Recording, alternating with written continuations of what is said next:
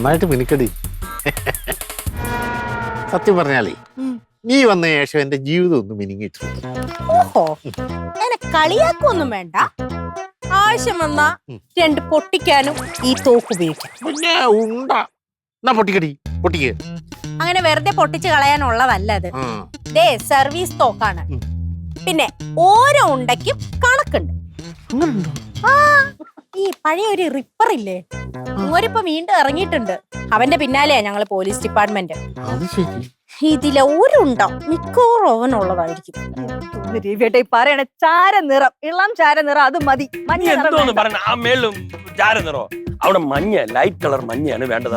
മഞ്ഞ കിട്ടി ഇത് ഭംഗി കാണൂല. അതെ അതെ അതെ, എന്താ ഭാര്യയും ഭർത്താവും കൂടെ ഒരു കശപിശ? ഡിപ്പാർട്ട്മെന്റ് ഇടപെടണോ? ഒന്നും വേണ്ട. അതെ, ഒരു പെയിന്റർ ഇങ്ങോട്ട് വരാൻ പറഞ്ഞു, പെയിന്റ് അടിക്കാനായിട്ട്. അപ്പൊ വീടൊക്കെ പെയിന്റ് അടിക്കാൻ പോവാന്നോ? എന്താ വിശേഷം? വിശേഷമൊന്നുമില്ല അളി. അതുകൊണ്ട് ആ മേളിലൊക്കെ അവിടെ അവിടെ പായലൊക്കെ പിടിച്ചിരിക്കണ്ട, അതൊരു വൃത്തിയേട്. അപ്പൊ ഞാൻ എന്ത് ചെയ്തു, ഒരു പെയിന്റർ അടുത്ത് വന്ന് ഒന്ന് കഴുകി വൃത്തിയാക്കിയിട്ട് ഒന്ന് ടച്ച് ചെയ്യണം, ഒരു മെയിൻ്റെനൻസ്. അത് നമ്മുടെ ആ ശ്യാമിന്റെ വീട്ടിലെ പട്ടിക്കൂട് പെയിന്റ് അടിക്കാൻ വേണ്ടി അയാൾ ഇങ്ങോട്ട് വരാൻ പറഞ്ഞു. അപ്പൊ ഇതുവഴി വരാൻ പറഞ്ഞു. അല്ലേ, ഈ പട്ടിക്കൂട് പെയിന്റ് അടിക്കുന്ന ആളെ വിളിച്ചാണോ വീടൊക്കെ പെയിന്റ് ചെയ്യുന്നത്? ഈ കുട്ടി പട്ടിക്കൂട് പെയിന്റ് അടിക്കുന്ന ആളല്ല, അയാള് പെയിന്റർ ആണ്. അവിടെ പട്ടിക്കൂട് പെയിന്റ് അടിക്കുന്നു. നമ്മുടെ ഈ വളവില് കടനത്തിലെ ദാസന്റെ ഇളയാലി. അയ്യോ, ജിത്തു ജിത്തു നല്ല ഭയങ്കര തേപ്പുകാരനാ. അല്ല പിന്നെ പിന്നെ ഈ പെയിന്റിംഗുകാരനാണ്. പെയിന്റർ, നല്ല പെയിന്റർ, നല്ല പെയിന്റർ. നന്നായിട്ട് പുട്ടിയൊക്കെ ഇട്ട് ഫിനിഷ് ചെയ്ത് തരും. അതാണ് സംഭവം. അപ്പൊ അതിന് കളർ പ്രശ്നം എന്താ കളർ? എന്തായാലും ഞാൻ ഒരു പറഞ്ഞുതരാം, ആ കളർ മതി. ഇളം ചാര നിറം, അല്ലാതെ വേറെ ഒരു കളറും പറ്റില്ല. മണി നീ ചുമ്മാ ഇരിക്കണേ. ഇവിടെ ഞാൻ തീരുമാനിക്കാൻ നടക്കുള്ളൂ. എന്റെ അധ്വാനത്തിന്റെ ഫലമുള്ള ഇവിടെ നടക്കട്ടെ. അവിടെ മഞ്ഞ കളർ അടിച്ചാൽ വെടിവെക്കേണ്ടി വരുമോ? വെടിവെക്കാൻ മാത്രമുള്ള കണ്ടീഷൻ ഉള്ള സാധനമാണോ? അതെ അതെ.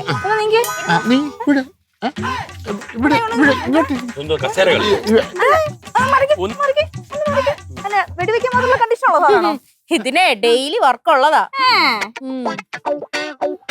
അങ്ങനെ നീയേ പുലിയുടെ വീട്ടുകാരെ തോക്ക് കാണിച്ച് പേടിപ്പിക്കൊന്നും വേണ്ട കേട്ടോ.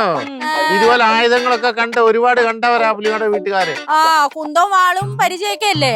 ഇതൊക്കെ അല്ലേ പണ്ട് കാലത്തുള്ളത് കണ്ടിട്ടുള്ളത്? ആര് പറഞ്ഞു? റിയൽ തോക്ക് കണ്ടിട്ടില്ലല്ലോ. എന്റെ അപ്പൂപ്പനുണ്ടല്ലോടി പുലിയുടെ വീട്ടിൽ ഗിരിരായം പിള്ള, അദ്ദേഹത്തിന്റെ കയ്യിലൊരു തോക്കുണ്ടായിരുന്നു. ഇപ്പൊ നീ ആ തോക്ക് കണ്ടാ ഞെട്ടും. ഇപ്പോഴും ഞങ്ങളുടെ കുടുംബത്ത് ആ തോക്കിരിപ്പുണ്ട്. ഞൊട്ടും. പൊക്കിനെ വെടിവെക്കാനുള്ള തോക്കല്ലേ? കൊക്കിനെ വെടി വെച്ചിട്ടുണ്ട്. അതെ, ഞെക്കിയ ഷോന്ന് സൗണ്ട് കേൾക്കും. വലുതായാലും ചെറുതായാലും അത് മതി. അത് മതി, അത് മതി. നിങ്ങൾ ഇവിടെ വെടിയും വെടിക്കഥയൊക്കെ പറഞ്ഞോണ്ടിരുന്നോ? അവനാണെങ്കിൽ കാണുന്നില്ല. അടിപൊളിയാ. പക്ഷെ അവൻ നല്ല വർക്കറുമാണ്, പറഞ്ഞ എത്തുന്നവരുമാണ്. പക്ഷെ അവന് നല്ല പണിക്കാരനാ. പക്ഷെ അവന് കളിപ്പീര് സാധനമാണ്. കാശ് വാങ്ങിച്ചു, മുൻകൂർ കാശ് വാങ്ങിച്ചോണ്ട് പോയാൽ പിന്നെ പണിക്ക് വരത്തില്ല. അങ്ങനെയൊന്നുമില്ല, കാണുന്നില്ല. ശ്രീകുട്ടി, ഈ സാധനം എനിക്ക് തരുമോ? അയ്യോ, ഇത് സർവീസ് തോക്കാ. തൊട്ടോക്കല്ലേ? വേണ്ട, അതൊന്നും വേണ്ട.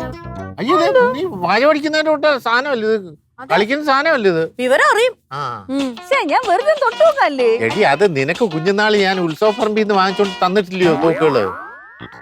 എനിക്ക് എന്തോ ആഗ്രഹമുള്ള സാധനം. ചേട്ടൻ കളിത്തോക്കല്ലേ വാങ്ങിച്ചിട്ടുണ്ട്, ഇത് റിയൽ തോക്കല്ലേ? സർവീസ് തോക്കാണത്. സർവീസ് തോക്കാണെങ്കിൽ ഞാൻ വെടിവെക്കാനൊന്നും പോണില്ലല്ലോ, ഞാൻ വെറുതെ തൊട്ട് നോക്കാനുണ്ട്. ഇത് അങ്ങനെ തരാനുള്ള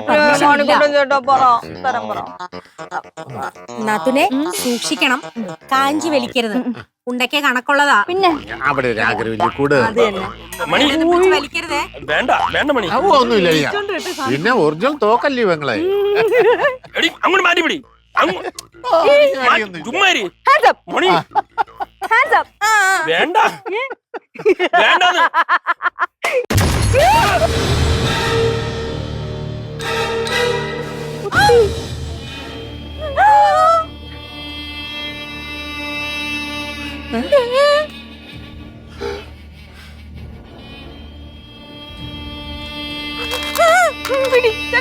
വേണ്ട. അയ്യോ, ഇവിടെ എന്ത് സൗണ്ട് ഉണ്ട്?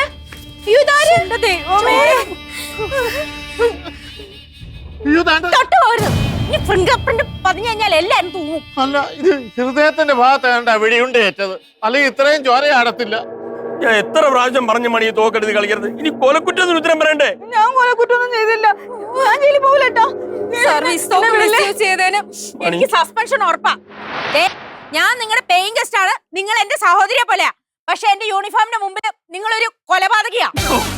നിങ്ങൾക്ക് തൂക്കയർ ഉറപ്പാ. അല്ലാതെ അത് ഇത്തരം കുറ്റങ്ങൾക്ക് കൊലപാതകത്തിന് തൂക്കുകയൊന്നുമില്ല, ജീവനും. അയ്യോ ആന്റി, അമ്മ അറിയാതെ ചെയ്തതല്ലേ, അറിഞ്ഞോണ്ടല്ലോ.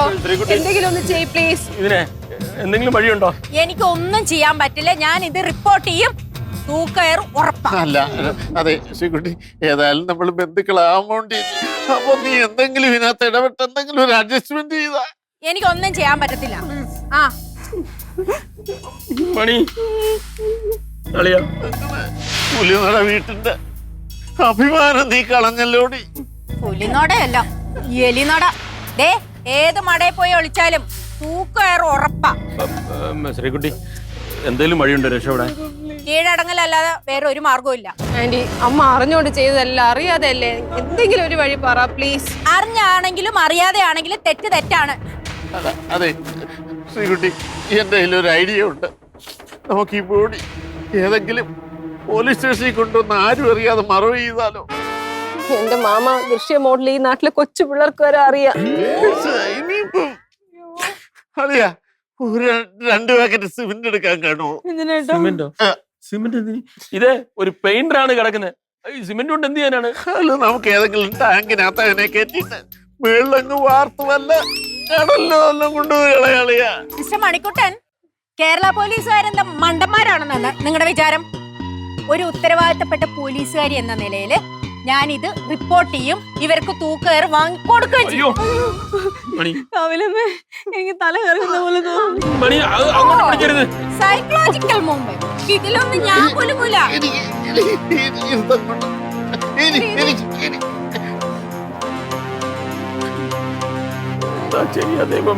ഇതിലൊന്നും ഞാൻ വീഴൂല കേട്ടോ.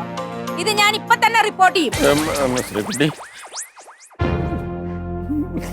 ശ്രീകുട്ടി, എന്നെ രക്ഷിക്കണേ.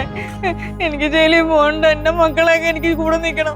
എന്നെ രക്ഷിക്കൂ വിഷമിക്കാതെ മണി, ചേട്ടാ. വിഷമിക്കാതെ. ശ്രീകുട്ടി എന്നെ എങ്ങനെയെങ്കിലും രക്ഷിക്കും പ്ലീസ്. നിങ്ങളെ രക്ഷിക്കാൻ വേറെ മാർഗം ഇല്ല. ഞാൻ അപ്പഴേ പറഞ്ഞല്ലേ തോക്കെടുത്ത് കളിക്കരുതെന്ന്. അളി, ഒരു കാര്യം ചെയ്യാം. മണിയെ അതുകൊണ്ട് കിടത്താം. മോളെ ബാ, പിടി. മണി, നീ എഴുന്നേക്ക്. മണി പിടിച്ചോ, സൂക്ഷിച്ചു.